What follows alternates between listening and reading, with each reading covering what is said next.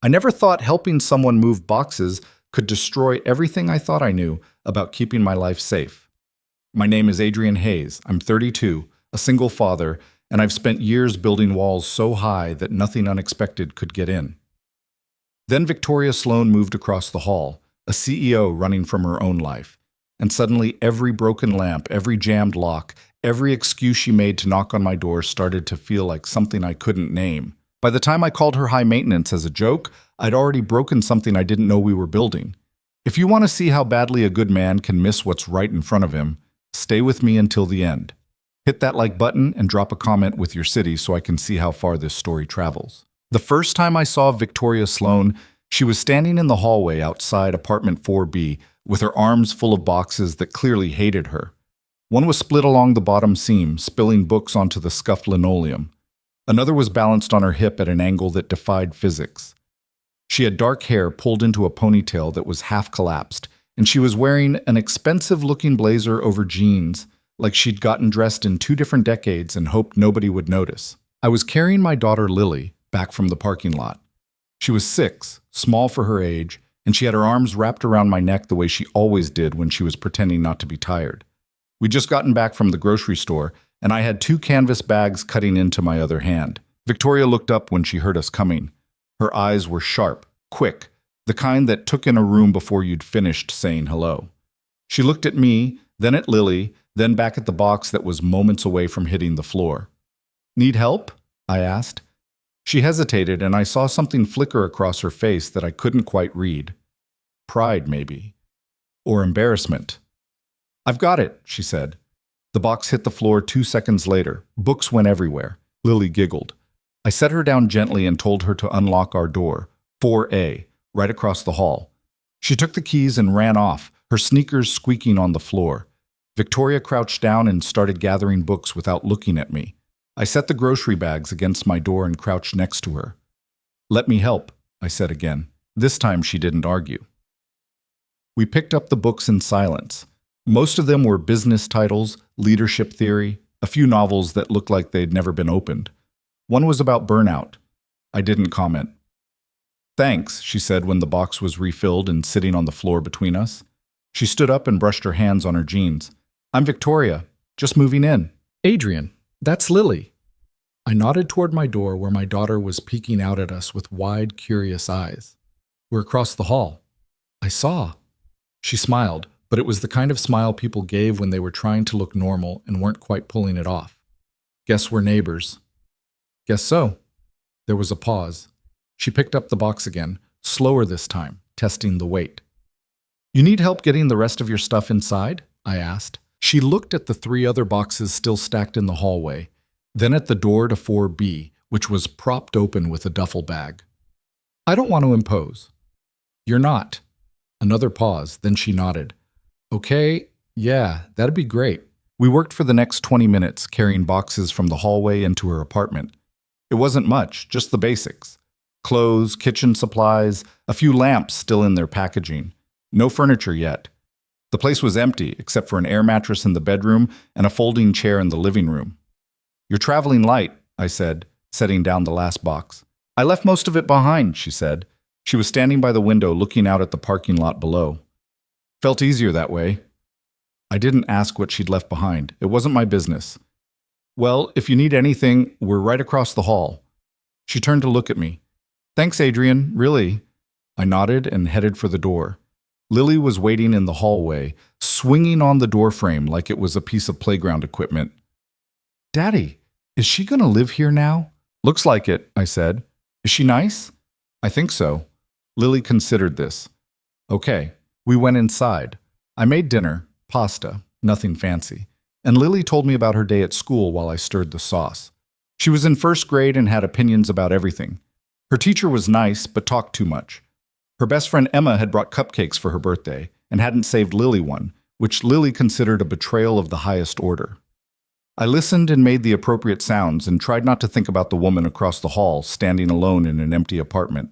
After Lily went to bed, I sat on the couch with a beer and scrolled through my phone. Work emails. Bills. A reminder that Lily's school pictures were next week, the usual.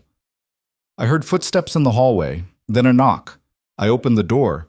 Victoria was standing there in sweatpants and a t-shirt, her hair down now. She looked younger, less put together. "Sorry to bother you," she said, "but I can't figure out how to turn the heat on." I blinked. "The thermostat's in the hallway by the kitchen." "I know, I tried. It's not working." I grabbed my keys and followed her across the hall. Her apartment was cold, noticeably colder than mine. I found the thermostat, an old dial model that probably predated both of us, and turned it up. Nothing happened. "Hold on," I said. I went back to my place, grabbed a screwdriver from the junk drawer, and came back. I unscrewed the thermostat cover. The wiring inside looked fine, but the dial itself was stuck. I wiggled it, applied a little pressure, and it finally gave. The heat kicked on with a low hum. "There you go," I said, screwing the cover back on. Victoria was standing behind me, arms crossed. "You're a lifesaver." "It's just a thermostat." "Still." I put the screwdriver in my pocket and turned to leave. She walked me to the door. "Adrian?" "Yeah?" She hesitated. "Thanks again for everything today." "No problem." I went back to my apartment and finished my beer. Lily was asleep. The building was quiet. I thought about Victoria standing in that empty apartment, trying to fix a broken thermostat on her first night in a new place, and I felt something I couldn't quite name. The next morning, I took Lily to school and then headed to work. I was a project manager for a mid-sized construction firm, which meant I spent most of my day answering emails, putting out fires, and pretending I had more control over things than I actually did. It was steady work. It paid the bills. It wasn't exciting, but exciting wasn't what I needed. I needed predictable. When I got home that evening, there was a note taped to my door. "Adrian, the bed frame I ordered arrived, but I can't put it together. Any chance you're free tomorrow? Victoria." I looked at the note for a long moment. Then I folded it and put it in my pocket. The next day was Saturday. Lily had a play date with Emma, the cupcake trader, apparently forgiven, so I had a few hours. I knocked on Victoria's door around 10. She answered in leggings and an oversized sweater, her hair pulled back again. She looked tired. "Hey," she said. "Thanks for coming." The bed frame was in the middle of the living room, still in the box. I opened it and started pulling out pieces. Instructions, hardware, wooden slats, standard stuff. Victoria sat on the folding chair and watched. "You don't have to stay," I said. "I've got it." "I want to help." "You hired the help." She smiled. "I didn't hire you. You volunteered." "Fair enough." We worked in silence for a while. I laid out the pieces, matched them to the instructions, started screwing things together. Victoria handed me bolts when I needed them, held pieces steady while I tightened screws. She wasn't handy, but she followed instructions well. "So what brings you to this building?" I asked. "Doesn't seem like your usual scene." She looked at me. "What's my usual scene?" "I don't know. Penthouse, doorman, marble floors." She laughed, but it wasn't a happy sound. "I had that. Didn't love it." "Why not?" "Too much space, too much noise, too many people who wanted things from me." I nodded. I didn't push. "I needed something smaller," she said after a moment. "Something quiet. Somewhere I could just exist. This building's good for that." "Yeah?" "Yeah. Nobody bothers you. Landlord's decent, rent's not terrible." "What about the neighbors?" I glanced at her. She was smiling. "They're all right," I said. We finished the bed frame around noon. I carried it into her bedroom and set it up while she made coffee.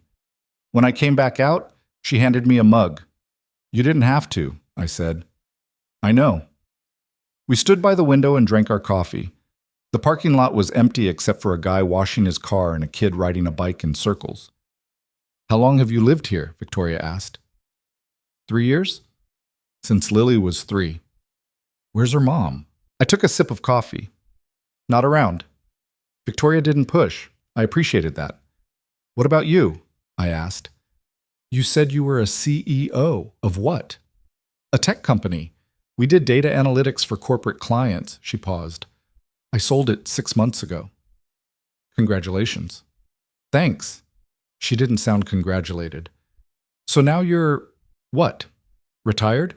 "Figuring it out," she said. I spent 15 years building that company. It was my whole life. And then I sold it and realized I didn't have a life, just work. That why you left the penthouse? Part of it. We stood there for a while, not talking. It wasn't uncomfortable, just two people drinking coffee, looking out a window. I should get going, I said eventually. I need to pick up Lily. Right, of course. She took my mug. Thanks again, Adrian, for the bed and the coffee and everything. Anytime. I meant it as a polite thing to say. I didn't know I was making a promise. Over the next 2 weeks, Victoria found a lot of things that needed fixing. The bathroom faucet dripped. I tightened the valve. The overhead light in her kitchen flickered. I replaced the bulb and checked the fixture. Her mailbox key jammed. I brought WD-40 from my apartment and worked the lock until it turned smoothly. Every time, she thanked me. Every time I told her it was no problem.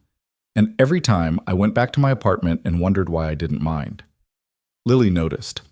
Why does the lady keep knocking on our door? She asked one night at dinner. She needs help with things. Why doesn't she ask someone else? Maybe she doesn't know anyone else yet. Lily thought about this. Is she your friend? I guess so. Do you like her? I looked at my daughter. She was 6 years old and already too smart for her own good. She's nice, I said. That's not what I asked. Eat your broccoli. She rolled her eyes but obeyed. The truth was, I didn't know how to answer her question. I liked helping Victoria. I liked the way she listened when I explained how to fix something, like she was genuinely interested. I liked the way she made coffee and the way she stood by the window looking at nothing. I liked that she didn't ask too many questions and didn't expect anything from me except the occasional screwdriver. But I also knew better than to read too much into it. She was my neighbor. She needed help. I was helping. That was all. At least, that's what I told myself. One Thursday evening, I was making dinner when Victoria knocked. Lily ran to answer before I could stop her. Hi, Lily said. Hi, Victoria said. I heard her crouch down. You must be Lily. Uh-huh. Daddy's making spaghetti. Do you want some? I came around the corner, wiping my hands on a dish towel. Victoria was still crouched, eye level with Lily. She looked startled. I don't want to intrude, Victoria said, standing up. You're not, Lily said. Daddy always makes too much. Victoria looked at me. I shrugged. She's not wrong. I just needed to ask you something, Victoria said. But if you're eating... Stay, I said. It's just spaghetti. She hesitated, then nodded. Dinner was strange. Not bad, just strange. Lily talked the entire time, asking Victoria questions with the fearless curiosity of a 6-year-old. Where did she work? Why did she move? Did she have any kids? Did she like dogs? Victoria answered patiently, smiling in a way that looked almost surprised, like she'd forgotten what it felt like to have someone care about her answers. After Lily went to bed, Victoria helped me clean up. She's great, Victoria said, drying a plate. She's a handful. She's 6. That's the job description. I smiled. Fair point. We finished the dishes. Victoria folded the dish towel and set it on the counter. So, what did you need to ask me? I said. Oh, right. She looked embarrassed. The washing machine in the laundry room keeps stopping mid-cycle. I thought maybe you'd know how to fix it. I can take a look. You don't have to tonight. It's fine. We went down to the laundry room in the basement. The washing machine was old, the kind with dials instead of buttons. I opened the lid and checked the drum. Nothing obvious. I ran a test cycle. It stopped halfway through. Probably the timer, I said. It's old, might need replacing. Can you do that? Not without ordering parts, but I can talk to the landlord. Okay. She was standing close enough that I could smell her shampoo, something clean and faintly floral. I closed the lid and stepped back. In the meantime, you can use the one at the laundromat on 5th. Or I could just keep bothering you, she said. I looked at her. She was smiling, but there was something underneath it, something I couldn't quite name. You're not bothering me, I said. You sure? Yeah, I'm sure. We went back upstairs. She thanked me again. I told her again that it was no problem. She went into her apartment, and I went into mine. I stood in the kitchen for a long time, staring at nothing. The weeks blurred together. Work, Lily, groceries, fixing things for Victoria. It became routine, which should have been a warning sign but wasn't. One Saturday, she knocked on my door and asked if I could help her hang string lights in her living room. She'd bought them online, she said, and couldn't figure out where to put the hooks. I brought my drill. Lily came with me this time. She was bored and wanted to see Victoria's apartment. Victoria didn't seem to mind. She let Lily pick where the lights should go, and Lily took the job seriously, walking around the room like a tiny interior designer. "There," Lily said, pointing at the wall above the couch. "And there. And there." "You heard the boss," Victoria said. I drilled the hooks and strung the lights. Victoria plugged them in, and the room filled with soft, warm light. Lily clapped. "It's pretty," Lily said. "It is," Victoria said, looking at me. I packed up the drill. "Anything else?" Victoria hesitated. "Actually, yeah, the kitchen cabinet door keeps falling off. I tried screwing it back on, but it won't stay." I sighed. "Let me see." The cabinet was missing a hinge. I told her I'd bring a replacement from the hardware store on Monday. "You don't have to," she started. "It's fine," I said. "I'm going anyway." Lily tugged on my hand. "Daddy, can we go? I'm hungry." "Yeah, kiddo, let's go." Victoria walked us to the door. "Thanks, Adrian, for the lights and everything. You're getting high maintenance, you know that?" I said it with a smile. A joke. Nothing more. Her face changed. Just for a second. Then she smiled back, but it didn't reach her eyes. "Yeah," she said, "I know. I didn't think anything of it. I should have." The next few days, Victoria didn't knock. I noticed, but I didn't say anything. Maybe she was busy. Maybe she'd finally run out of things that needed fixing. On Wednesday, I saw her in the hallway. She was carrying groceries, and she smiled when she saw me, but it was the polite smile you gave strangers, not the smile I'd gotten used to. "Hey," I said. "Hey. Everything good?" "Yeah, fine." She unlocked her door and went inside before I could say anything else. I stood in the hallway, holding my keys, feeling like I'd missed something. Thursday, Friday, Saturday. Nothing. By Sunday, I was annoyed. Not at her. At myself. Because I shouldn't care. She was my neighbor. She didn't owe me anything. If she wanted space, that was her right. But I did care. And that was the problem. Sunday evening, I knocked on her door. She opened it. She was in sweatpants and a t-shirt, her hair loose. She looked surprised to see me. "Adrian, hi. Can I come in?" She hesitated, then stepped aside. I walked into her living room. The string lights were still up, but they weren't on. The place felt different, colder. "Did I do something?" I asked. "What?" "You've been avoiding me." "I haven't." "Victoria." She looked at me for a long moment. Then she sighed and sat down on the couch. "You called me high maintenance." I blinked. "What?" "Last week, when you were hanging the lights, you said I was getting high maintenance." I was joking. "I know." "Then why?" "Because it wasn't a joke to me." She looked down at her hands. "I know I've been asking you for a lot of help. I know I've been a lot. And I thought maybe it was okay, that you didn't mind, but then you said that and I realized..." She stopped, took a breath. "I realized you think I'm a burden." "That's not..." "It's fine, Adrian. Really, you've been great. But I don't want to be the needy neighbor who can't take care of herself. So I'm backing off." I stood there staring at her, trying to process what she'd just said. "You think you're a burden," I said slowly. "Aren't I?" "No." "Adrian, you're not a burden, Victoria. You're..." I stopped, tried to find the right words. "I like helping you. I like that you knock on my door. I like that you're across the hall." She looked up at me. "Then why did you say it?" "Because I'm an idiot," I said. "Because I didn't realize..." I stopped again. This was harder than I thought. "I didn't realize it mattered, to you or to me." She stood up.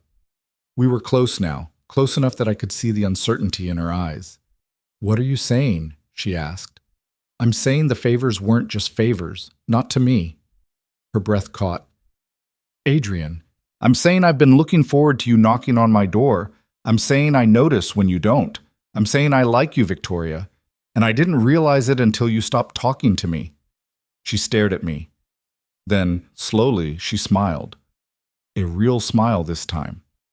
I liked you from the beginning, she said quietly. When you helped me with the boxes, when you fixed my thermostat, when you built my bed and hung my lights and made me feel like I wasn't alone in this stupid empty apartment. Then why didn't you say anything? Because I didn't think you felt the same way. Because I thought I was just the neighbor you were being nice to. I stepped closer.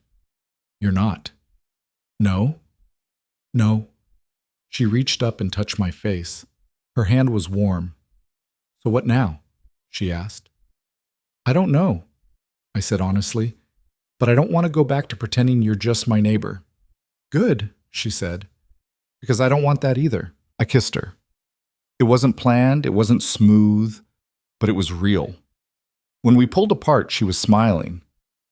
You know, she said, if you'd said something sooner, I wouldn't have had to break so many things. I laughed. You didn't break them. You just needed help. Same thing. Not even close. She kissed me again. And this time, I didn't think about what came next. I just let it happen.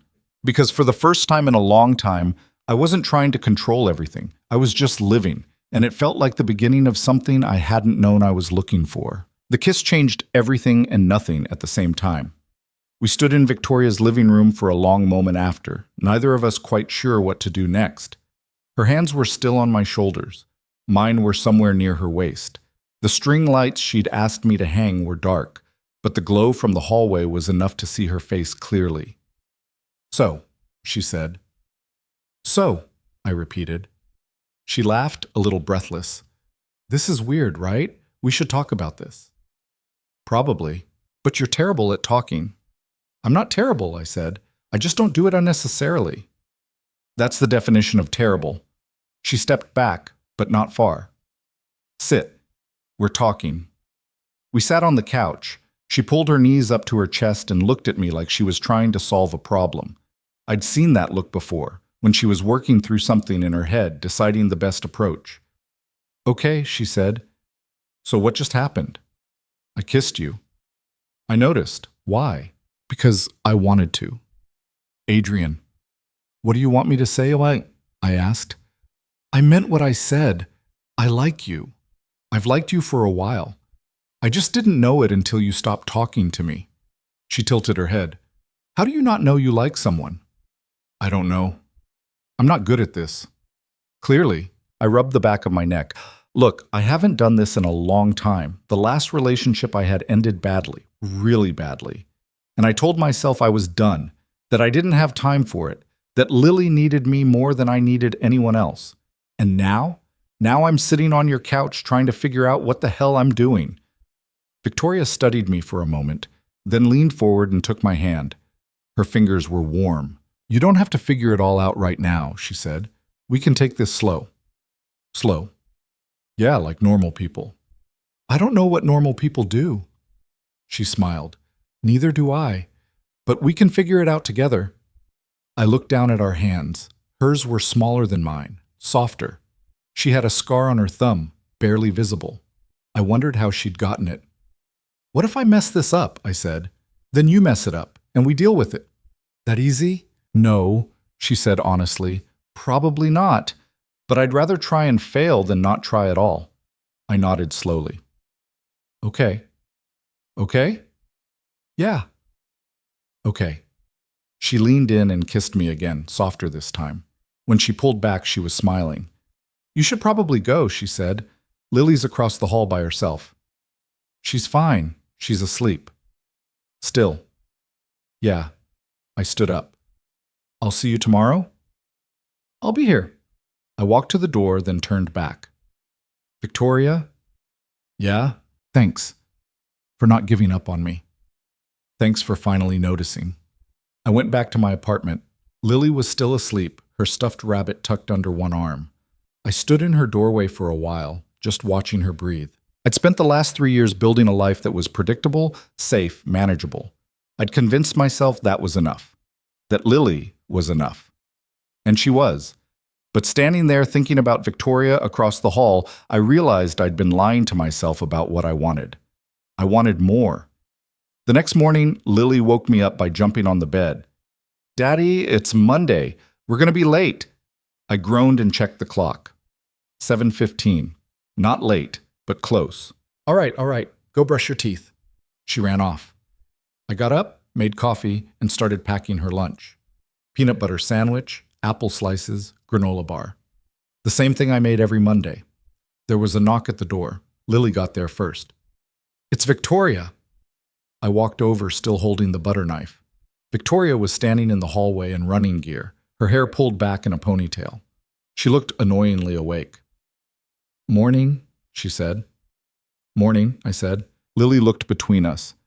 Are you friends now? Victoria glanced at me, amused. Yeah, we're friends. Good. Daddy needs more friends. Lily, I said. What? You do, Victoria laughed. She's not wrong, I sighed. Did you need something, or are you just here to team up with my daughter against me? Both, Victoria said. I'm going for a run, and I realized I don't have your number, in case, something breaks. Right, the things that keep breaking. Exactly. I gave her my number. She typed it into her phone and sent me a text so I'd have hers. There, she said. Now you can't avoid me. I wasn't avoiding you. You were a little. Was not. Lily tugged on my shirt. Daddy, we're going to be late. Right, okay. I'll see you later, I said to Victoria. See you later. She left. Lily watched her go, then looked up at me. I like her, Lily said. Yeah? Yeah, she's pretty, and she's nice to you. She's nice to everyone. No, she's extra nice to you. Lily grinned. Do you have a crush on her? Eat your breakfast. You do. You have a crush. Lily. She giggled and ran to the table. I stood in the doorway, staring at nothing, wondering how my 6-year-old had figured out in 2 minutes what it had taken me weeks to understand. Work that day was the usual chaos. A contractor missed a deadline. A client changed their specs halfway through a build.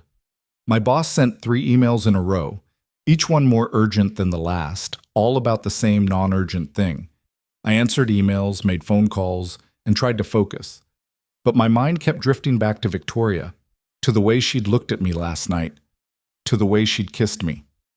Around lunch, my phone buzzed. Victoria, does your building have a gym, or am I imagining things?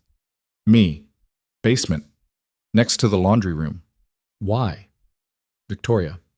Thinking about using it. Is it terrible? Me. It's got 2 treadmills and a weight bench from 1987. So yes, Victoria. Perfect. I love a challenge. I smiled and put my phone down. Then it buzzed again. Victoria. Also, are you free Friday night? I owe you dinner. I stared at the message for a long moment. Me. You don't owe me anything. Victoria. I know, but I want to. Say yes. Me. I have to check if I can get a sitter for Lily. Victoria. Let me know. I texted my neighbor, Mrs. Chen, who sometimes watched Lily when I was in a bind. She texted back within minutes. Mrs. Chen. Friday works. 6 p.m. Me. Perfect. Thanks. I told Victoria. She sent back a thumbs-up emoji and a smiley face. It was such a normal, casual thing, but it made me feel like I was 17 again, figuring out how to talk to a girl I liked. Except I wasn't 17. I was 32, with a mortgage and a kid and a life that didn't leave a lot of room for spontaneity. But I was doing it anyway. The rest of the week passed in a blur. Work, Lily, groceries, the normal routine. But now there was something else underneath it, a current I couldn't quite name. Victoria texted me throughout the week. Little things, a meme about bad thermostats, a picture of the terrible gym equipment, a question about where to get good takeout in the neighborhood. I wasn't good at texting. I usually answered in 1 or 2 words, efficient and to the point. But with Victoria, I tried. I sent longer messages. I made jokes. I asked her questions. It felt strange, but it also felt good. Thursday night, I was helping Lily with her homework when there was a knock at the door. Victoria. Hey, she said when I opened it. Sorry to bother you. You're not bothering me. I know, but I'm going to anyway. She held up a bottle of wine. I bought this and I don't want to drink alone. You interested? I glanced back at Lily, who was scribbling in her workbook at the kitchen table. I've got Lily. So bring her over. She can watch a movie or something. I hesitated. Lily looked up. Can I go, Daddy? Please? You have homework. I'm almost done, Victoria smiled. Come on, it'll be fun. 10 minutes later, we were in Victoria's apartment. Lily was on the couch with a juice box watching some animated movie about talking animals. Victoria and I were in the kitchen, leaning against the counter with glasses of wine. This is nice, Victoria said. What is? This, you, her, feeling like I have neighbors who actually care. You didn't have that before? I had a doorman who knew my name. That's about it. I took a sip of wine. It was good. Better than the cheap stuff I usually bought. So tell me about the company you sold, I said. You never really explained what it did. Data analytics, we helped companies figure out what their customers wanted based on behavior patterns, clicks, purchases, time spent on pages, that kind of thing. Sounds complicated. It was. That's why I liked it. She swirled her wine.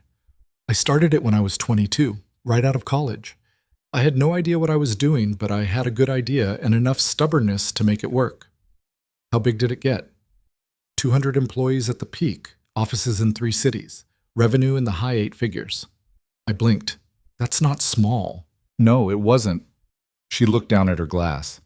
It was everything, my whole life. I worked 70, 80 hours a week. I missed weddings, birthdays, holidays. I told myself it was worth it because I was building something, but then I sold it and I realized I didn't know who I was without it. Is that why you moved here? Partly. I needed to figure out what came next. And I couldn't do that in the same place where I'd spent 15 years being someone I wasn't sure I wanted to be anymore. I didn't know what to say to that, so I just nodded. What about you? She asked. What's your story? It's not that interesting. I'll be the judge of that, I sighed. I grew up in Ohio, small town, went to college for engineering, dropped out after 2 years because I ran out of money, worked construction for a while, met Lily's mom, got married, had Lily, got divorced. What happened?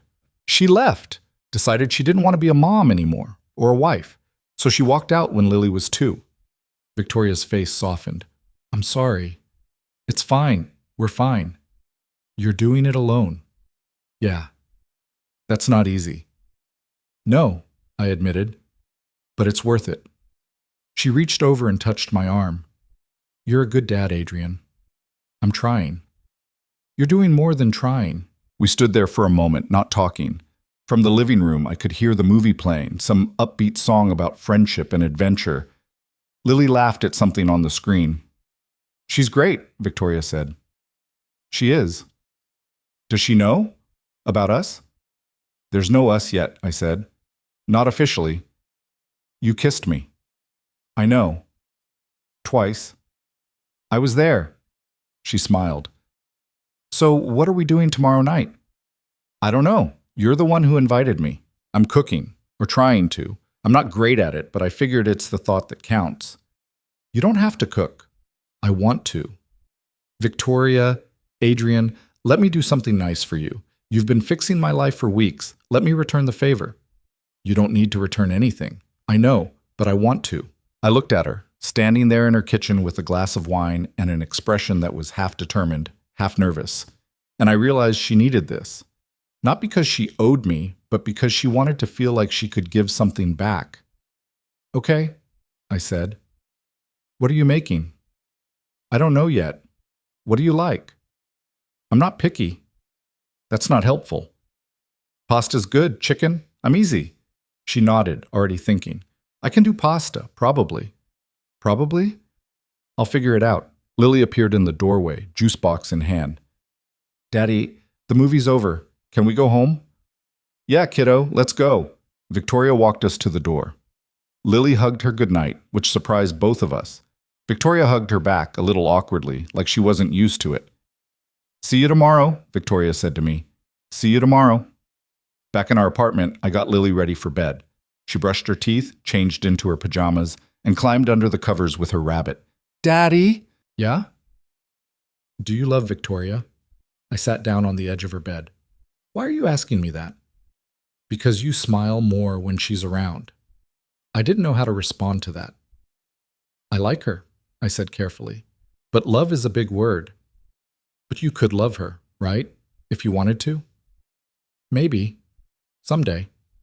Lily thought about this. I think she likes you too. Yeah? Yeah. She looks at you the way you look at pancakes. I laughed. That's a weird comparison. It's true, though. I kissed her forehead. Get some sleep. Okay? Good night, Daddy. Good night, kiddo. I turned off the light and closed the door halfway.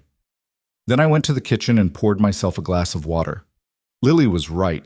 I did smile more when Victoria was around. I hadn't noticed it until she pointed it out, but it was true. And that scared me a little, because smiling meant caring, and caring meant risk, and risk meant the possibility of losing something. I'd already lost one marriage. I didn't know if I could handle losing something else. But standing there in the kitchen, thinking about tomorrow night, I realized I was willing to try. Friday came faster than I expected. I dropped Lily off at Mrs. Chen's at 6. She barely said goodbye, already distracted by the cookies Mrs. Chen had promised her. Have fun, Mrs. Chen said, giving me a knowing look. It's just dinner. Sure it is. I walked back to the building, feeling like a teenager sneaking out, which was ridiculous. I was 32 years old. I could have dinner with whoever I wanted, but it didn't feel like just dinner. I knocked on Victoria's door at 6:30. She opened it wearing jeans and a sweater, her hair loose around her shoulders. She looked nervous. Hey, she said. Hey, come in. I'm almost done. Almost. The apartment smelled like garlic and tomato sauce. There was music playing softly in the background, something jazzy and instrumental. The string lights were on, casting a warm glow over everything. It smells good, I said. Don't get your hopes up. I'm winging it. I followed her into the kitchen. There was a pot of pasta on the stove, a pan of sauce next to it, and a cutting board covered in chopped vegetables. You need help? I asked. No, sit, relax, I've got this. I sat at the small table she'd set up by the window. 2 plates, 2 glasses, a bottle of wine already open. She'd even put out a candle. This is nice, I said. You sound surprised. I didn't think you were the candle type. I'm not, but I figured I'd try. She glanced at me over her shoulder. Is it too much? No, it's good. She smiled and went back to the stove. I watched her move around the kitchen, tasting the sauce, adjusting the heat, checking the pasta. She looked focused, almost serious, like this was a business presentation instead of dinner. You're nervous, I said. I'm not nervous. You are. She turned to look at me. Okay, fine. I'm a little nervous. I want this to be good. It's already good. You haven't tasted it yet. I don't need to. She studied me for a moment, then turned back to the stove. A few minutes later, she brought over 2 plates of pasta with sauce and vegetables. It looked better than I expected. I took a bite. It was good. Not perfect, but good. Well? She asked. It's great. You're lying. I'm not. It's really good, Victoria. She relaxed a little and started eating. We talked while we ate about nothing important. Work. The neighborhood. A documentary she'd been watching about ocean life. Normal things, but underneath it, there was something else. A tension that wasn't uncomfortable, just present, like we were both waiting for something to shift. After dinner, we moved to the couch with the rest of the wine. Victoria kicked off her shoes and curled up on one end. I sat on the other. So, she said. So, this is officially our first date. Is it? I cooked. You came over. There's a candle. That's a date. I smiled. All right, it's a date. How am I doing so far? Pretty well. Just pretty well? Very well. She grinned. Better. We sat there for a while, drinking wine and talking. The conversation drifted from topic to topic. Her childhood in Boston, my failed attempt at learning guitar in college, the weird guy on the 3rd floor who always wore a suit even though nobody knew where he worked. At some point, Victoria shifted closer. Not a lot, just enough that our knees were almost touching. Can I ask you something? She said. Sure. Why did your marriage end, really? I looked down at my glass. She didn't want the life we had. She wanted something bigger, more exciting. I wasn't enough. That's not true. It is, and that's okay. I didn't blame her for leaving. I blamed her for leaving Lily. Do you still talk to her? No, she sends a card on Lily's birthday, that's it. Victoria reached over and took my hand. I'm sorry. Don't be. We're better off without her. Still, that's hard. I nodded. We sat there holding hands, not talking.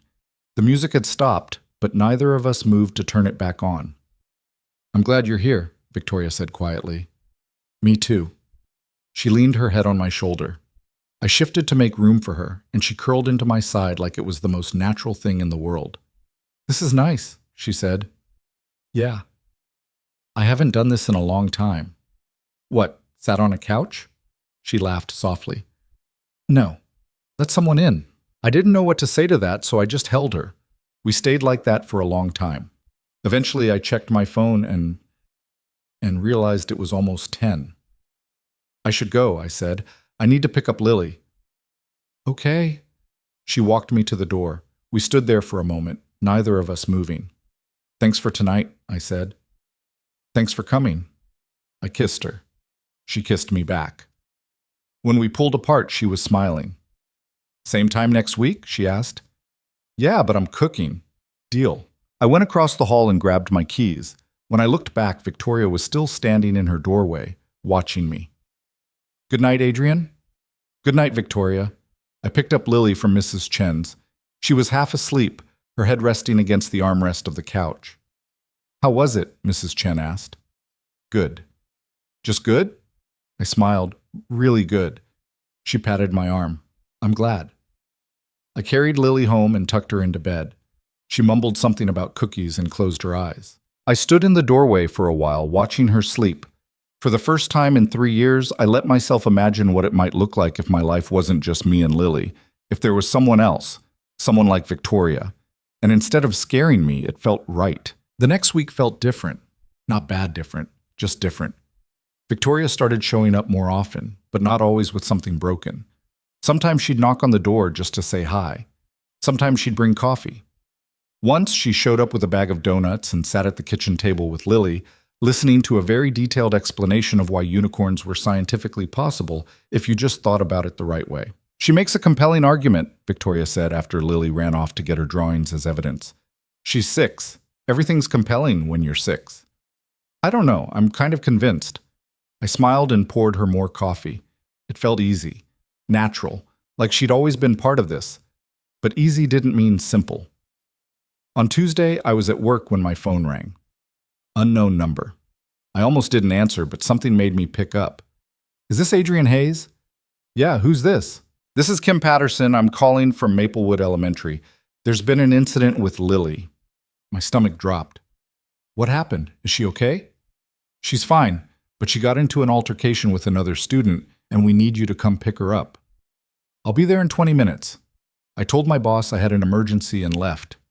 The school was 15 minutes away, but I made it in 12. When I got to the principal's office, Lily was sitting in a chair with her arms crossed, her face red and blotchy like she'd been crying. There was another kid sitting across from her, a boy I vaguely recognized from school events. His mom was there too, looking annoyed. Mr. Hayes, the principal said, thanks for coming. What happened? The principal, a tired-looking woman named Ms. Rodriguez, gestured to the chairs. Why don't you have a seat? I sat next to Lily. She didn't look at me. There was an incident during recess, Ms. Rodriguez said. Lily pushed Tyler off the swings. He deserved it, Lily muttered. Lily, I said. He did. Tyler's mom leaned forward. Your daughter has been a problem all year. This isn't the first time she's been aggressive. I looked at Ms. Rodriguez. Is that true? Lily's had a few incidents, Ms. Rodriguez said carefully. Nothing serious, but this one involved physical contact, so we have to address it. What did he do? I asked Lily. He looked down at her lap. He said you were a bad dad because I don't have a mom. The room went quiet. I felt something tighten in my chest. He said what? It was just kids being kids, Tyler's mom said quickly. Boys say things. He told my daughter I'm a bad father because her mother left. I didn't mean, Tyler started. Tyler, quiet, his mom said. I looked at Ms. Rodriguez. So what happens now? Both students will serve detention tomorrow, and we'd like to set up a meeting to discuss Lily's behavior going forward. Her behavior? He insulted her family and she's the one being punished? Mr. Hayes, I understand you're upset. Damn right I'm upset. Lily looked up at me, eyes wide. I took a breath. Sorry, I didn't mean to swear, but this doesn't seem fair. Both students violated school policy, Ms. Rodriguez said. We have to treat them equally. I wanted to argue. I wanted to make them see that what Tyler said was worse than Lily pushing him, but I could tell from Ms. Rodriguez's face that it wouldn't matter. Fine, I said. Are we done? For now, we'll send home a notice about the meeting. I stood up and took Lily's hand. She followed me out without a word. We didn't talk until we were in the car. I'm sorry, Daddy, she said quietly. I know. Are you mad? I looked at her in the rear-view mirror. She looked small, sitting in her booster seat with her backpack on her lap. I'm not mad at you, I said, but you can't push people, Lily, even when they say mean things. But he was wrong. You're a good dad. I know, but pushing him didn't prove that. She nodded, staring out the window. When we got home, I made her a snack and let her watch TV while I tried to figure out what to do. Detention wasn't a big deal. The meeting was. I didn't know what they wanted to discuss, but I had a feeling it wasn't good. Around 5, there was a knock at the door. Victoria. Hey, she said. Then she saw my face. What's wrong? Long day. What happened? I hesitated. We'd been seeing each other for a week. This felt like too much to dump on her, but she was looking at me with genuine concern, and I didn't have the energy to deflect. Lily got in trouble at school, I said. She pushed a kid. Why? He said I was a bad dad because she doesn't have a mom. Victoria's expression shifted. What? Yeah. Is she okay? She's fine, watching TV. Victoria looked past me into the apartment. Can I come in? I stepped aside. She walked over to the couch and sat next to Lily. Hey, kiddo, Victoria said. Lily looked up. Hi. Your dad told me what happened. That sounds rough. Lily nodded, not saying anything. For what it's worth, Victoria said, I think you have the best dad in the world. Lily's eyes got a little watery. Really? Really? And that kid was wrong for saying otherwise. That's what I said, but I'm not supposed to push people. No, you're not. But I get why you did it. Lily leaned against Victoria's shoulder. Victoria looked surprised for a second, then put her arm around her. I stood in the doorway, watching them. Something in my chest loosened a little. After a few minutes, Victoria stood up. I should let you guys have dinner. You could stay, I said. If you want. She looked at me. You sure? Yeah, so she stayed. I made spaghetti because it was easy and I could do it on autopilot. Victoria set the table. Lily talked less than usual, but she ate her dinner and didn't complain. After Lily went to bed, Victoria and I sat on the couch with beers. Thanks, I said. For earlier. You didn't have to do that. I wanted to. She liked it, you being here. I liked it too. She took a sip of her beer. How are you doing? Really? I don't know. Tired, frustrated. I hate that she has to deal with this. Kids are cruel. Yeah. But it's not just that. It's the school acting like she's the problem when she was defending herself. What are you going to do? Go to the meeting, try to keep my mouth shut. Probably fail at that. Victoria smiled a little. You want me to come with you? I looked at her. You'd do that? If you want me to. You don't have to. I know. But sometimes it helps to have someone in your corner. I didn't know what to say. I wasn't used to people offering to help with things like this. I'd been doing it alone for so long that the idea of someone else stepping in felt foreign, but I also didn't want to say no. Okay, I said. If you're sure? I'm sure. We sat there for a while, not talking. The apartment was quiet except for the hum of the refrigerator and the occasional sound of a car passing outside. Can I ask you something? Victoria said. Yeah. Why didn't Lily's mom stay? I took a long drink of my beer. She said she wasn't ready to be a parent, that she'd made a mistake. Lily was the mistake? That's what she said. Victoria's jaw tightened. That's awful. Yeah. But she was honest, at least. She didn't drag it out. She left, filed for divorce, and signed over full custody. Clean break. Do you ever hear from her? Birthday cards. That's it. Victoria shook her head. I don't understand how someone could walk away from their kid. I used to think about it all the time, trying to figure out what I did wrong. But eventually I realized it wasn't about me. It was about her, and I couldn't fix it. Does Lily ask about her? Sometimes, less now than she used to. What do you tell her? The truth, that her mom loves her but couldn't be here, that it's not Lily's fault. Victoria looked at me for a long moment. You're a better person than I would be. I don't know about that. I do. She reached over and took my hand. We sat like that, holding hands on the couch, until she said she should probably go. I walked her to the door. Thanks for staying, I said. Thanks for letting me. She kissed me, soft and quick, and then she was gone. I went back inside and cleaned up the kitchen. When I checked on Lily, she was asleep, her rabbit tucked under her chin. I stood there for a while thinking about what Victoria had said, that I was a good dad, that Lily was lucky to have me. I didn't always feel like a good dad. Most days I felt like I was barely holding it together, but hearing someone else say it made it feel a little more real. The meeting at the school was on Friday. Victoria came with me, just like she'd promised. We sat in Miss Rodriguez's office with Lily's teacher, Mrs. Park, and a school counselor whose name I immediately forgot. Lily wasn't there. They'd kept her in class. Thank you for coming, Ms. Rodriguez said. We wanted to talk about Lily's progress and some concerns we've noticed. What concerns? I asked. Mrs. Park leaned forward. Lily's a bright student, very bright, but she's been struggling socially. She has trouble making friends, and she tends to react strongly when she's upset. She's 6, I said. Kids react strongly. Of course. But we've noticed a pattern, and we think it might be related to her home situation. I felt Victoria tense next to me. Her home situation, I repeated. Being raised by a single parent can be challenging, the counselor said. Children in those situations sometimes act out because they're processing complex emotions. So you're saying this is my fault? No one's saying that, Ms. Rodriguez said quickly. We're just trying to understand what Lily needs. What she needs is for kids to stop making fun of her for not having a mom. We've addressed that with Tyler and his parents, Mrs. Park said. But we also need to make sure Lily has the tools to handle situations like that without resorting to physical aggression. She pushed him once. One time. That's not a pattern. There have been other incidents, the counselor said. Smaller ones. Arguing with classmates. Refusing to share. Walking away from group activities. She's 6, I said again. That's normal. It is, Mrs. Park said.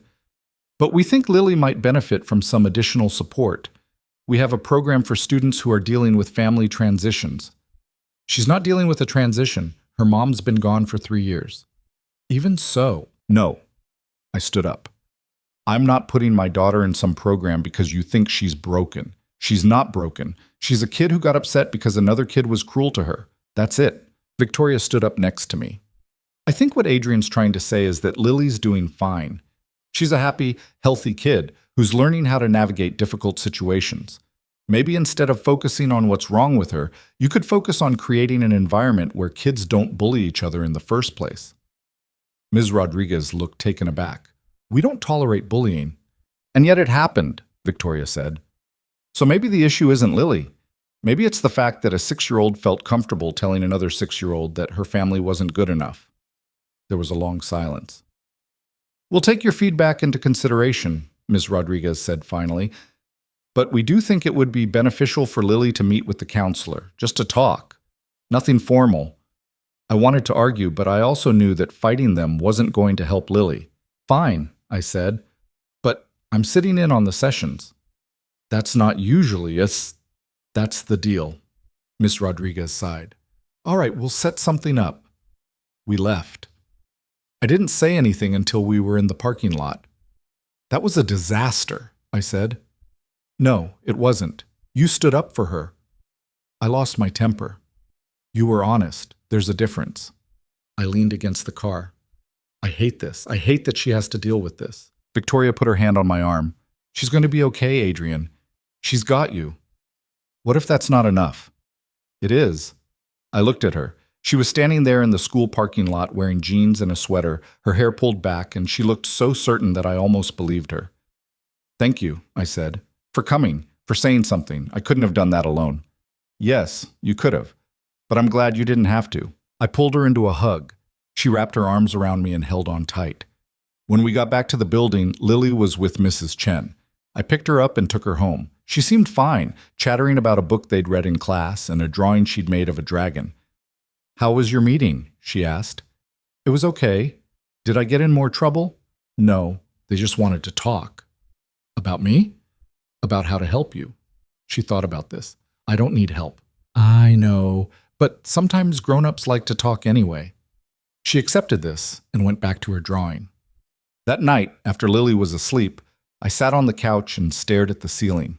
I felt exhausted, not just from the day, but from everything. From 3 years of doing this alone. From worrying that I wasn't doing enough. From trying to be both parents when I could barely manage being one. There was a knock at the door. Victoria. "Hey," she said. "I saw your light on." "Can't sleep?" "Not really." "You?" "Same." She came inside and sat next to me on the couch. "You okay?" she asked. "Not really." "You want to talk about it?" "I don't know what to say. I'm tired. I'm angry. I'm scared I'm screwing this up." "You're not. You don't know that." "I do. I see the way she looks at you. She adores you, Adrian. You're her whole world. That's the problem. What if I'm not enough? What if she needs more than I can give her?" Victoria took my hand. "Then you figure it out. Like you've been doing for 3 years. You're not alone in this anymore." I looked at her. "What do you mean?" "I mean, I'm here. If you want me to be. This isn't your problem." "I didn't say it was, but I care about you, and I care about her, so if you need help, I'm here." I didn't know what to say. I'd spent so long building walls, keeping people out, convincing myself that I didn't need anyone. And now here was someone offering to climb over those walls, and I didn't know how to let her. "I'm not good at this," I said. "At what?" "Letting people in." I noticed. "What if I mess it up?" "Then we deal with it, together." I looked at her sitting there in my living room at 11 o'clock at night, telling me she wasn't going anywhere, and I felt something shift. "Okay," I said. "Okay?" "Yeah, okay." She smiled. "That wasn't so hard, was it?" "It was terrifying." She laughed and leaned her head on my shoulder. We sat like that for a while, not talking, just being. Eventually, she stood up. "I should go. Let you get some sleep." "You could stay?" I said. She looked at me. "Adrian, not like that, just stay. On the couch. I don't want to be alone right now." She hesitated, then nodded. "Okay." I grabbed a blanket from the closet and brought her a pillow. She kicked off her shoes and curled up on one end of the couch. I sat on the other end. "This is weird," she said. "Yeah, but good weird." "Yeah." We sat there in the dark, not sleeping, just being together. At some point I must have dozed off because when I woke up, it was morning and Victoria was still there, asleep with the blanket pulled up to her chin. Lily came out of her room and stopped when she saw us. "Did Victoria sleep over?" she whispered. "Yeah." "Why?" "Because I asked her to." Lily thought about this. "Okay, can we have pancakes?" "Yeah, go get dressed." She ran off. I looked at Victoria, who was starting to wake up. "Morning," I said. "Morning?" She sat up, rubbing her eyes. "Did I just hear pancakes?" "You did." "Can I stay?" "I'd like that." So she stayed. We made pancakes. Lily told her about the dragon drawing. Victoria listened like it was the most important thing in the world. And sitting there at the kitchen table, eating pancakes with my daughter and the woman who'd somehow become part of our lives, I realized I'd stopped being scared. Not completely, but enough. Because for the first time in a long time, I wasn't doing this alone. The days that followed felt lighter somehow. Victoria started coming over more often, sometimes for dinner, sometimes just to hang out. She and Lily developed their own little routines. They'd draw together, watch movies, build elaborate cities out of blocks that Lily had outgrown years ago but suddenly loved again. I watched them together and tried not to think too hard about what it meant. One Saturday afternoon, I was fixing the kitchen sink when Victoria knocked. "I need your help," she said when I opened the door. "What broke this time?" "Nothing. I need help shopping." I raised an eyebrow. For what? Furniture. I'm tired of living like a college student. You want me to come furniture shopping with you? Is that weird? A little. Well, too bad, you're coming. She dragged me to 3 different stores. I followed her around, offering opinions when she asked, staying quiet when she didn't. She was decisive about some things and completely indecisive about others.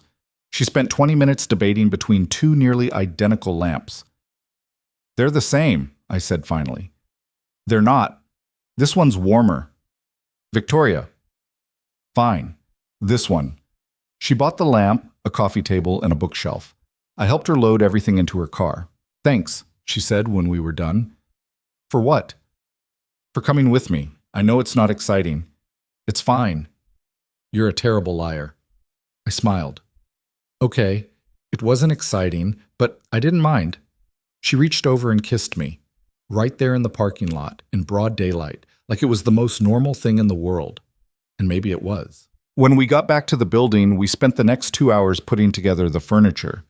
Lily helped, mostly by handing us screws and narrating what we were doing like a sports commentator.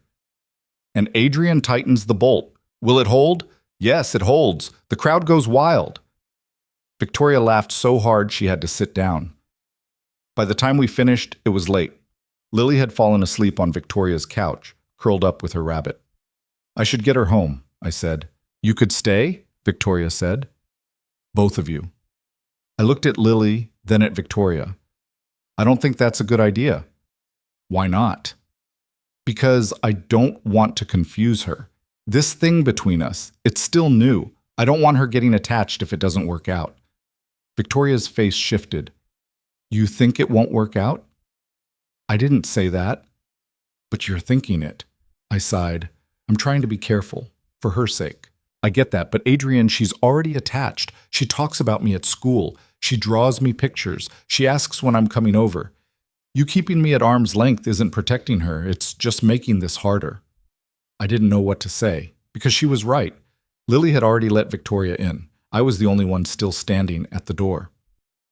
I'm scared, I admitted. Of what? Of this. Of us.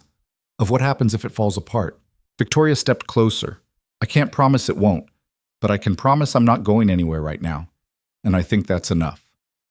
I looked at her, standing there in her new living room with furniture we'd just built together and my daughter asleep on her couch, and I realized she was already part of this. She'd been part of it for weeks. I'd just been too scared to admit it. Okay, I said. Okay? We'll stay. She smiled. Yeah? Yeah. I carried Lily to Victoria's bedroom and tucked her in. She didn't wake up. Victoria brought me a pillow and blanket for the couch. You're taking the couch, she said. I'll take the floor. That's ridiculous. You take the bed. With Lily? No, she kicks. We both ended up on the couch, squeezed together under the blanket. It was uncomfortable and ridiculous and perfect. This is the worst couch I've ever slept on, Victoria whispered. You picked it. I know, I have regrets. I laughed quietly. She shifted closer, her head on my chest. Adrian? Yeah? I'm glad you're here. Me too. We fell asleep like that, tangled up on a terrible couch in an apartment that was starting to feel like home. And when I woke up in the morning with Lily jumping on us and Victoria groaning about her back, I didn't feel scared anymore. I just felt happy. That happiness lasted exactly 5 days. On Thursday evening, I came home from work to find a message on my voicemail. I almost deleted it without listening, assuming it was spam, but something made me press play. Adrian, it's me. I know I have no right to call, but I need to talk to you. It's about Lily. Please call me back.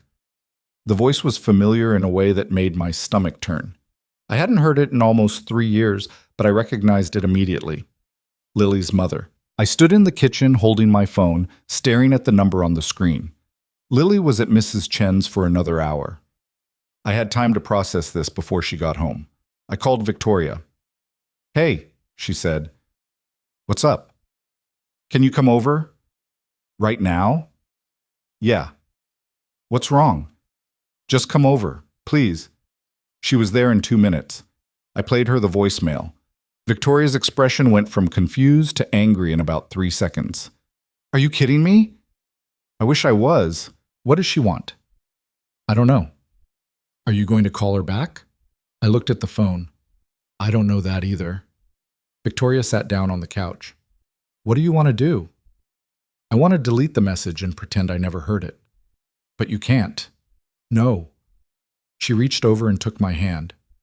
Whatever you decide, I'm here. I nodded, then I picked up my phone and called the number back before I could change my mind. It rang 3 times. Then she answered. Adrian? Yeah. There was a pause. I could hear her breathing. Thank you for calling back, she said. Her voice sounded different than I remembered. Smaller somehow. What do you want, Rachel? I want to see Lily. I closed my eyes. No. Adrian, please. You left. You signed away your rights. You don't get to just show up 3 years later and ask to see her. I know I don't have the right to ask, but I'm asking anyway. Why now? Because I made a mistake. Her voice cracked. I made a huge mistake, and I've spent 3 years trying to live with it, and I can't anymore. I need to see her. I need to know she's okay. She's fine. She's more than fine. And she doesn't need you coming back and messing that up. I'm not trying to mess anything up. I just want to see her. One time, that's all I'm asking. One time, I repeated. And then what, you disappear again? You think that's better? I don't know. I haven't thought that far ahead. I just know I need to see my daughter. She's not your daughter anymore. You gave that up when you left. There was a long silence. I deserve that, Rachel said finally, but I'm not giving up. I'm coming to town next week and I'm going to see her, with or without your permission. You can't. I can. I looked it up. I can petition the court for visitation. It'll take time and it'll be ugly, but I can do it. Or you can let me see her for one afternoon and we can avoid all of that. I felt Victoria's hand tighten on mine. I need to think about it, I said. I'll give you until Sunday, but Adrian, I'm not going away. She hung up. I sat there staring at my phone. What did she say? Victoria asked. I told her. All of it. Victoria's jaw was tight. She can't do that, can she? I don't know. Maybe. I'd have to talk to a lawyer. So talk to a lawyer. And tell them what? That my ex-wife who abandoned her daughter wants to see her again? They'll probably say she has a right. She doesn't have a right. She lost that right when she walked out. I stood up and started pacing. I don't know what to do. If I say no, she'll drag us to court. If I say yes, Lily has to deal with seeing the mother who left her. Either way, she gets hurt. So you pick the option that hurts her less. Which one is that? Victoria didn't have an answer. I picked up Lily from Mrs. Chen's an hour later. She was in a good mood, talking about a game they'd played and a cookie she'd helped bake. I tried to act normal, but I must have done a terrible job because Mrs. Chen gave me a concerned look when we left. At home, I made dinner. Lily chattered through the whole meal, oblivious. I barely heard a word she said. After she went to bed, Victoria came back over. Did you decide anything? She asked. No, I've been trying not to think about it.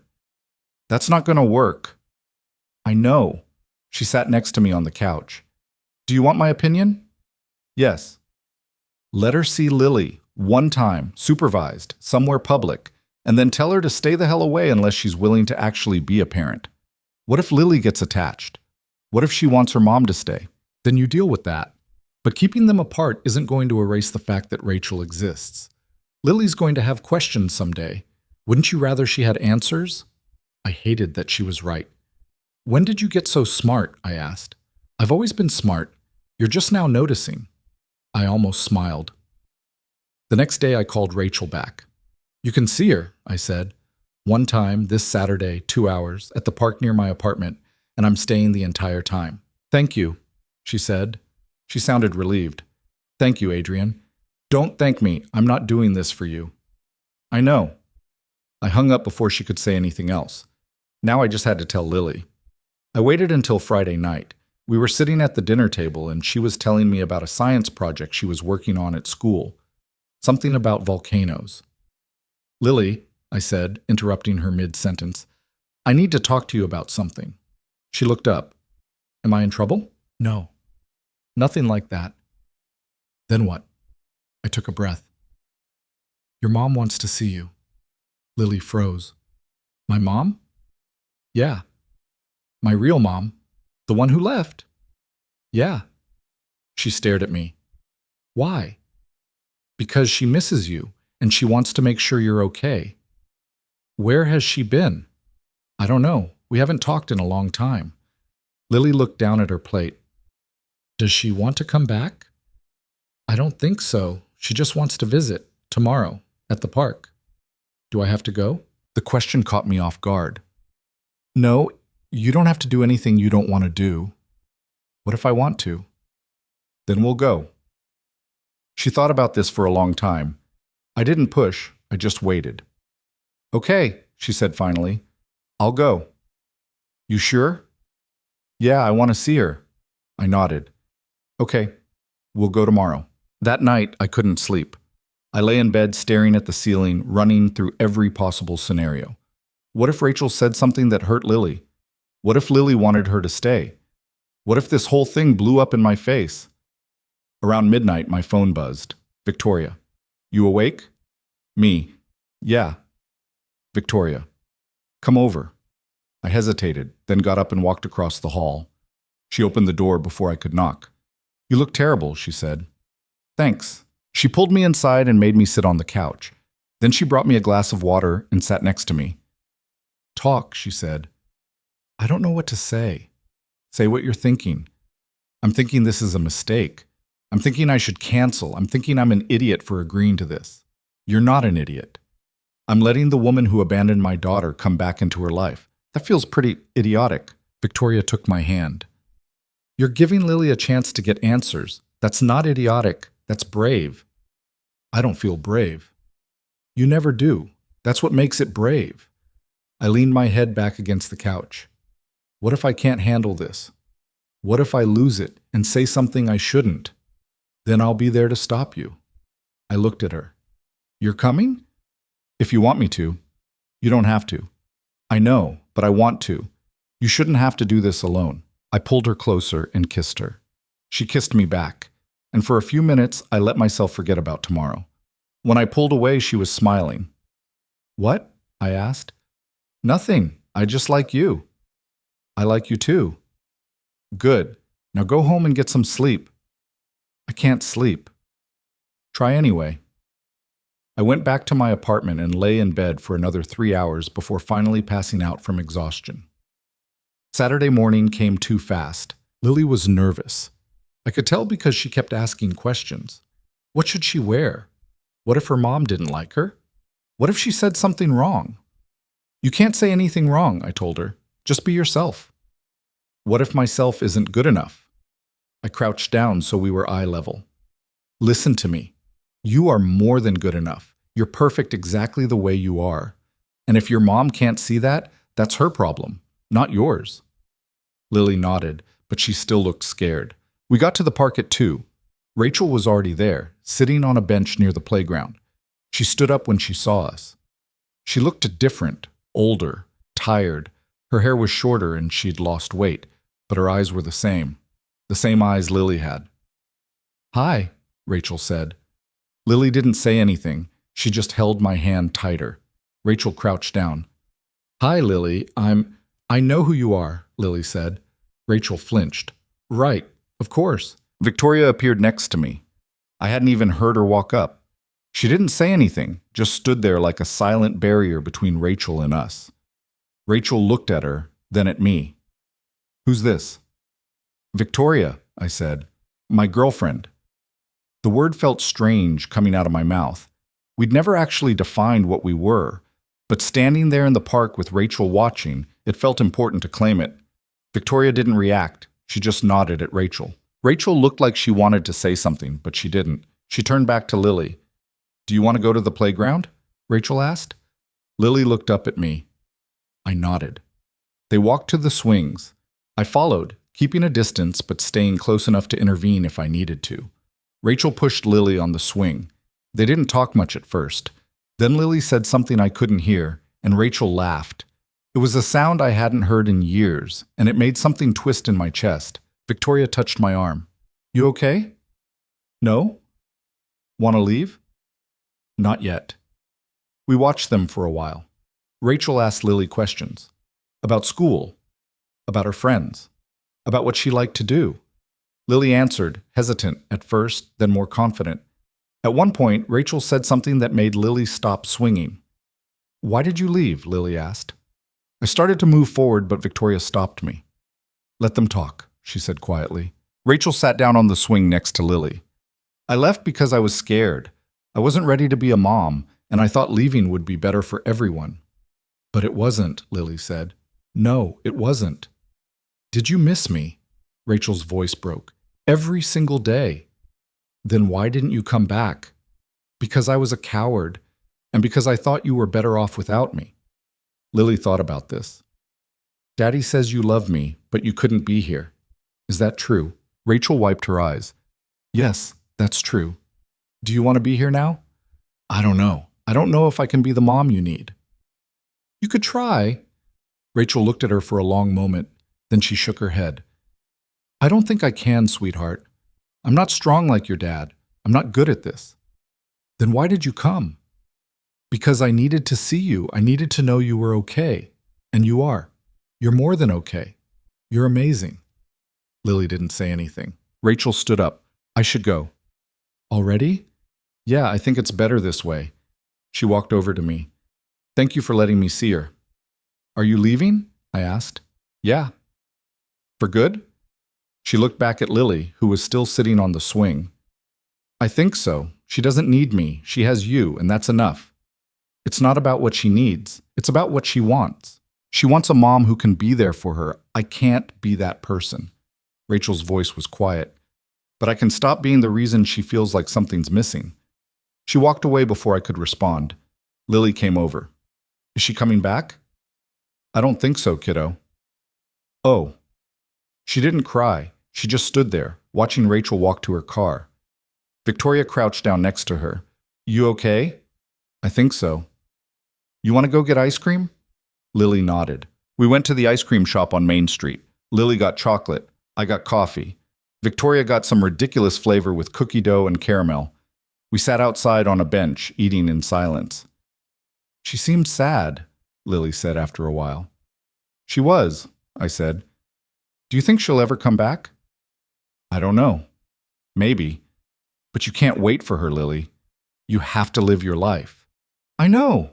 She licked her ice cream cone. I'm glad she came, though. Yeah? Yeah, I always wondered if she thought about me. Now I know. I pulled her closer. Victoria put her hand on my shoulder. We sat there for a long time, watching people walk by, eating ice cream, not saying much. When we got home, Lily was exhausted. She went to bed early without arguing. Victoria stayed. That was rough, she said. Yeah. How are you feeling? I don't know. Relieved, I think, that it's over. Do you think she'll really stay away? I think so. She knows she can't be what Lily needs. And I think that's the most honest thing she's done in 3 years. Victoria leaned against me. You did good today. I didn't do anything. You let her see her mom. That took guts. I didn't have a choice. You always have a choice. You chose the hard thing because it was right. That's not nothing. I kissed the top of her head. Thank you for being here, for all of this. Where else would I be? We sat there in the dark, not talking, just being together. And for the first time since Rachel's call, I felt like I could breathe again. The next few days were strange. Lily didn't talk about Rachel much, but I could tell she was thinking about her. She'd get quiet sometimes, staring off into space. I didn't push. I just let her process. On Tuesday, I got a letter in the mail. It was from Rachel. I almost threw it away without reading it, but something made me open it. Inside was a short note and a check. The note said, I know this doesn't make up for anything, but I want to help. Use it for Lily, for school or camp or whatever she needs. I'm sorry I couldn't be more. Take care of her. You're a better parent than I ever could have been. The check was for $10,000. I stared at it for a long time. Then I put it in a drawer and didn't think about it again. That weekend, Victoria and I took Lily to the zoo. It was her idea. She said Lily needed something fun to look forward to, something to take her mind off everything. We spent the whole day looking at animals and eating overpriced food and laughing at the penguins. Lily was back to her normal self, running from exhibit to exhibit, asking a million questions. At the end of the day, we were walking back to the car when Lily grabbed both of our hands. "This was the best day ever," she said. "Yeah," I said. "Yeah, we should do this more." Victoria looked at me. I looked back. "We should," I said. That night, after Lily was asleep, Victoria and I sat on my couch drinking wine. She called us "we," Victoria said. "I know. Does that freak you out?" "A little." "Just a little?" "Okay, a lot." She laughed. "Why?" "Because it means this is real. It means she sees you as part of our lives. And if this doesn't work out, it's going to work out. You don't know that. I do, actually." She set down her wine glass. "Adrian, I know you're scared. I know you've been hurt, but I'm not Rachel. I'm not going to leave." "You can't promise that." "I can, and I am." She took my hand. "I'm all in. I have been for a while. I just needed you to catch up." I looked at her, really looked at her, at the woman who'd shown up at my door with broken things and stayed even after I'd fixed them. The woman who'd sat through a terrible school meeting and slept on my terrible couch and held my hand while my ex-wife broke my daughter's heart. "I'm all in too," I said. She smiled. "Yeah? Yeah." She kissed me. And this time it didn't feel scary, it just felt right. We fell asleep on this couch again, tangled up together, and when I woke up in the morning with a crick in my neck and Victoria drooling on my shoulder, I didn't mind at all. Because for the first time in a long time, I wasn't just surviving, I was living. And it felt like everything I'd been too afraid to want was finally, impossibly, mine. 3 months passed, and the rhythm of our lives settled into something that felt almost normal. Almost, because nothing about what we'd built felt ordinary to me. It felt like something I'd stumbled into by accident and was now terrified of breaking. Victoria was around so much that Lily stopped asking when she was coming over and started asking when she was leaving, which was usually never, because most nights Victoria ended up staying for dinner or helping with homework or just sitting on the couch while Lily narrated her entire day in excruciating detail. I watched them together and tried not to overthink it, but I was good at overthinking things. One Thursday night in November, I was doing dishes when Victoria came into the kitchen and leaned against the counter. "We need to talk," she said. My hands froze in the soapy water. That's never a good way to start a conversation. "It's not bad. I just need to ask you something." I dried my hands and turned to face her. "Okay, ask." She hesitated, which wasn't like her. Victoria didn't hesitate. She decided things and moved forward. Seeing her uncertain made my chest tighten. "My lease is up next month," she said. "Okay. And I've been thinking about whether I want to renew it." And I don't think I do." I nodded slowly, trying to keep my face neutral, even though something inside me was already starting to panic. "Where are you going to go?" "That's what I wanted to talk to you about." She took a breath. "I was thinking I could move in here, with you and Lily." I stared at her. "Say something," she said. "I don't know what to say." "Yes or no would be a good start." I turned back to the sink, staring at the dishes like they held answers. "It's not that simple." "Why not?" "Because it's a big step. Because Lily's already attached to you, and if this doesn't work out, she's the one who gets hurt. Because I don't know if I'm ready for this." Victoria was quiet for a moment. "Are you saying no?" "I'm saying I need to think about it." "How long?" "I don't know." She nodded, but I could see the disappointment on her face. "Okay, think about it." She left the kitchen. A few minutes later, I heard the front door close. I stood there in the kitchen, water dripping from my hands, feeling like I'd just failed some test I didn't know I was taking. Lily appeared in the doorway. "Where'd Victoria go?" "Home." "Why?" "She just needed to go." Lily frowned. "Did you guys fight?" "No, we just talked." "About what?" "Grown-up stuff." She gave me a look that said she didn't believe me, but she didn't push. She went back to her room, and I finished the dishes in silence. That night I couldn't sleep. I lay in bed thinking about what Victoria had asked, about what it would mean to say yes, about what it would mean to say no. The truth was, I wanted to say yes. I wanted her here. I wanted to wake up and find her in my kitchen making coffee. I wanted Lily to have someone else to talk to when I didn't have the right words. I wanted all of it. But I was terrified. Because wanting something and losing it was worse than never having it at all. I'd learned that with Rachel, and I didn't know if I could survive it again. The next morning, I dropped Lily at school and went to work. I spent the whole day distracted, answering emails without reading them, sitting through meetings without hearing a word. Around 3, my phone buzzed. Mrs. Chen. Lily's here. Picking her up from school today, remember? I'd completely forgotten. I texted back a thank you and tried to focus on work. At 5, I left the office and drove to Mrs. Chen's. When I got there, Lily was sitting at the kitchen table doing homework. Mrs. Chen was cooking something that smelled amazing. Stay for dinner, she said when she saw me. I don't want to impose. You're not. Sit. I sat. Lily kept working on her math problems, tongue sticking out in concentration. Mrs. Chen brought over 2 cups of tea and sat across from me. You look terrible, she said. Thanks. What's wrong? Nothing. She raised an eyebrow. I've known you for 3 years, Adrian. I know when something's wrong. I sighed. Victoria asked to move in. And you said no. I said I needed to think about it. Why? Because it's complicated. It's not complicated. You love her. She loves you. She's good to Lily. What's complicated about that? I don't know if I love her. Mrs. Chen gave me a look that said I was an idiot. Yes, you do.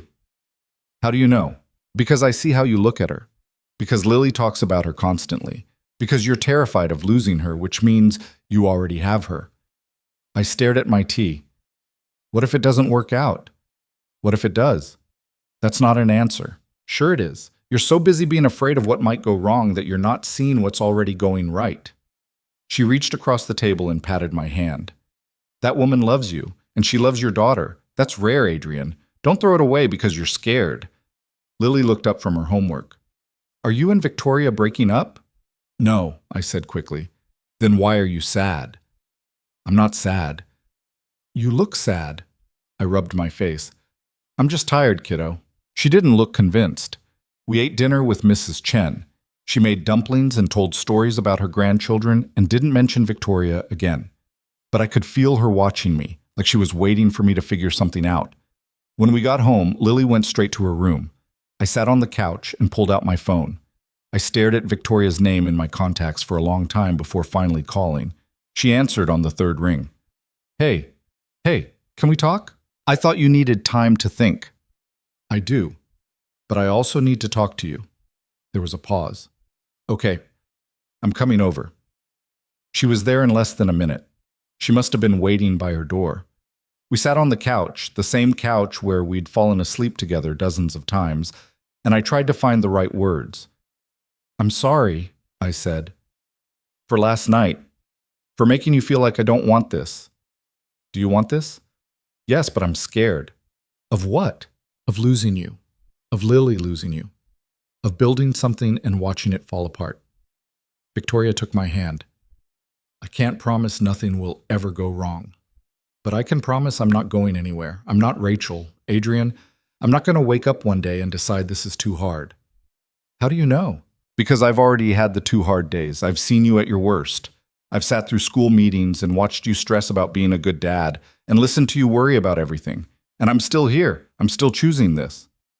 I looked at her. Why? Because I love you, you idiot. The words hit me like a punch to the chest. What? I love you. I've loved you for months. I just didn't say it because I knew you weren't ready to hear it. Victoria, I love you, she said again. I love the way you fix things. I love the way you are with Lily. I love that you make terrible jokes and can't cook anything except spaghetti. I love that you're stubborn and scared and trying so hard to do the right thing. I love all of it. I didn't know what to say. I just sat there holding her hand, feeling like my entire world had shifted. You don't have to say it back, she said, but I need you to know that's where I am. And if you can't get there, if you can't let me in, then we need to figure that out now. I looked at her, really looked at her. At the woman who'd knocked on my door asking for help and had somehow become the person I couldn't imagine my life without. I love you too, I said. Her eyes widened. What? I love you. I think I have for a while. I just didn't know how to say it. She laughed, and it sounded a little like crying. You're terrible at this. I know. But you mean it? Yeah, I mean it. She kissed me. And it felt different this time, not tentative or uncertain, just real. When we pulled apart, she was smiling. So, can I move in? She asked. I laughed. Yeah, you can move in. Yeah? Yeah. She kissed me again, and this time I didn't think about what could go wrong. I just thought about what was right in front of me. Telling Lily was easier than I expected. The next morning at breakfast, Victoria was there making pancakes. Lily didn't even question it anymore. She just sat at the table and started talking about a book she was reading. Lily, I said, Victoria and I need to tell you something. She looked up, syrup on her chin. What? Victoria's going to move in with us. Lily's face lit up. Really? Really, Victoria said. Like, she's going to live here? All the time? All the time, I said. Lily jumped out of her chair and hugged Victoria so hard they almost fell over. This is the best news ever, Lily said. Victoria laughed. I'm glad you think so. Can you help me decorate my room? And can we get a pet? And can we... Slow down, I said. One thing at a time. But I was smiling. Because watching them together, watching Lily so happy, and Victoria looking at her like she was the most important person in the world, I knew I'd made the right choice. Victoria moved in 2 weeks later. It wasn't a big production. She didn't have much furniture, and most of her stuff fit in boxes that we carried across the hall over the course of an afternoon. Lily helped, carrying small things and giving Victoria very specific instructions about where everything should go. Your toothbrush has to go next to Daddy's, she said, and your coffee mug goes on the second shelf, not the third. Yes, ma'am, Victoria said. By the end of the day, the apartment looked different. Not bad different, just full. Like it had been waiting for someone else to fill the empty spaces. That night, after Lily went to bed, Victoria and I sat on the couch with beers. How does it feel? I asked. Weird, good weird. Yeah. She leaned her head on my shoulder. Thank you. For what? For letting me in. I know it wasn't easy. It was terrifying. And now? Still terrifying, but also good. She laughed. I'll take it. We sat there for a while, not talking. The apartment was quiet except for the sound of cars passing outside and the hum of the refrigerator. Adrian, Victoria said. Yeah? I'm really happy. Me too. And I was. For the first time in years, I wasn't just getting through the day. I was actually happy. The months that followed weren't perfect. We fought about stupid things like how to load the dishwasher and whose turn it was to do laundry. Victoria had a habit of leaving her shoes in the middle of the hallway, and I had a habit of leaving cabinet doors open. Lily played us against each other sometimes, asking Victoria for things I'd already said no to. But we figured it out. We learned each other's rhythms. We made compromises. We built something that felt solid. One Saturday in February, I was fixing the leaky faucet in the bathroom when Lily came in. Daddy, can I ask you something? Sure. Is Victoria going to be my mom now? I turned off the water and looked at her. Do you want her to be? Lily thought about it. I don't know. I like having her here, but she's not my real mom. No, she's not. Your real mom is Rachel, and that's okay. You don't have to replace her. But Rachel's not here. I know. So what is Victoria? I sat down on the edge of the bathtub. She's someone who loves you. Someone who chose to be here. And that's just as real as anything else. Lily nodded slowly. Okay. You don't have to call her mom if you don't want to. You can just call her Victoria. What matters is that she's here, and she cares about you. I know. I just wanted to make sure. She left, and I went back to fixing the faucet. But her question stayed with me. That night, I told Victoria about it. What did you say? She asked. That she didn't have to call you mom. That you were just someone who loved her and chose to be here. Victoria was quiet for a moment.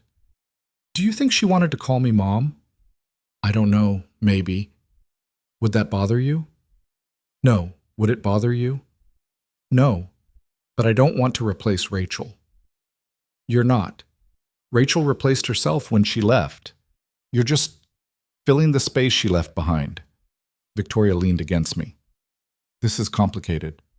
Yeah, but worth it. Yeah. In March, the school called again. But this time, it wasn't about Lily getting in trouble. It was about Lily excelling. She's been doing really well, Mrs. Park said when I came in for the meeting. Her reading level has jumped 2 grades. She's participating more in class. She seems happier. That's great, I said. We just wanted to touch base and see what changed at home. I glanced at Victoria, who'd come with me. We've just been giving her more support. Mrs. Park smiled. Well, whatever you're doing, keep it up. Walking out of the school, Victoria took my hand. See, she said, you're doing fine. We're doing fine. Yeah, we are. In April, Lily turned 7. We threw her a party at the apartment, invited her entire class, and spent 3 hours managing chaos while kids ran around screaming and eating cake. At the end of the day, after everyone had left and Lily was in bed, Victoria and I collapsed on the couch. That was exhausting, she said. Worth it, though. Yeah. She looked at me. Can I tell you something? Always. I never thought I'd have this. A family, a home. I spent so long focused on work that I forgot what it felt like to just be with people. And now? Now I can't imagine going back. I pulled her closer. Good. Because you're stuck with us. I can live with that. We fell asleep on the couch again, because some habits were worth keeping. In June, something shifted. I came home from work one day to find Victoria sitting at the kitchen table with a laptop and a notebook, looking more focused than I'd seen her in months. What are you working on? I asked. An idea, she said. For a new company. I raised an eyebrow. I thought you were done with that. I thought so too, but I've been thinking about everything I learned from the last one, all the mistakes I made, and I think I could do it better this time. What would it be? Something smaller, more focused. I don't want to build an empire again. I just want to build something good. You should do it. She looked up at me. Yeah? Yeah, you're good at this, and I think you've been bored, she smiled. Maybe a little. So do it. I'll support you. Even if it means late nights and stress? Even then. She stood up and kissed me. Thank you. For what? For believing in me. Always. Watching her dive back into work was like watching someone come alive. She was careful this time, deliberate. She didn't rush. She built something sustainable, something that fit into the life we'd created instead of consuming it. And I was proud of her. In August, on a random Tuesday, I realized something. I was happy. Not the kind of happy that came and went, not the kind of happy that depended on things going right. Just happy. With my life. With my daughter. With the woman who'd moved in and made our apartment feel like home. I'd spent so long believing that happiness wasn't something I got to have, that I'd used up my chance when my marriage fell apart, that the best I could hope for was survival. But standing in the kitchen watching Victoria teach Lily how to make pancakes, listening to them laugh at some joke I'd missed, I realized I'd been wrong. Happiness wasn't something you earned or deserved. It was something you built, one choice at a time, one day at a time. And I'd built this, with help, with love, with people who'd chosen to stay. That night, after Lily went to bed, I told Victoria what I'd been thinking. I'm happy, I said. She smiled. Good. I mean, really happy. Like, I can't remember the last time I felt this way. I'm glad. It's because of you. It's because of us, she corrected. All 3 of us. Yeah, us. She leaned her head on my shoulder. I love you, Adrian Hayes. I love you too, Victoria Sloan. We sat there in the quiet, and I thought about how far we'd come. From neighbors to something more. From broken things and favors to a life built together. It hadn't been smooth. It hadn't been easy. But it had been worth it. And sitting there with Victoria in my arms and my daughter asleep down the hall, I knew I'd finally stopped running from what I wanted. I'd let myself have it. And it was everything. Looking back now, I can see how easy it would have been to stay where I was. Alone. Safe. Controlled. I'd convinced myself that was enough. That wanting more was selfish or risky or just not meant for people like me. But the truth is, love doesn't care about your plans. It doesn't wait for you to be ready. It just shows up at your door with a box of broken things and asks if you can help. And the real question isn't whether you can fix what's broken, it's whether you're brave enough to let someone see the parts of you that are broken too. I'd spent 3 years being the man who had it all together, the dad who could handle anything, the guy who didn't need help. And then Victoria walked into my life and reminded me that needing someone isn't weakness. It's human. Lily taught me that too in her own way. She didn't need a perfect father, she just needed one who showed up, who tried, who loved her even when he didn't have all the answers. And Victoria didn't need me to be perfect either. She just needed me to be honest, to let her in, to choose her every single day. That's what I've learned. That love isn't about finding someone who completes you or fixes you or makes all your problems disappear. It's about finding someone who sees you, all of you, and chooses to stay anyway. It's about building something together, one small choice at a time. One fixed lamp, one late night conversation, one terrible couch, one decision to stop being afraid and start being present. Because in the end, the life you're afraid to want is usually the life you need most. And for me, that life was here all along, right across the hall, waiting for me to be brave enough to open the door.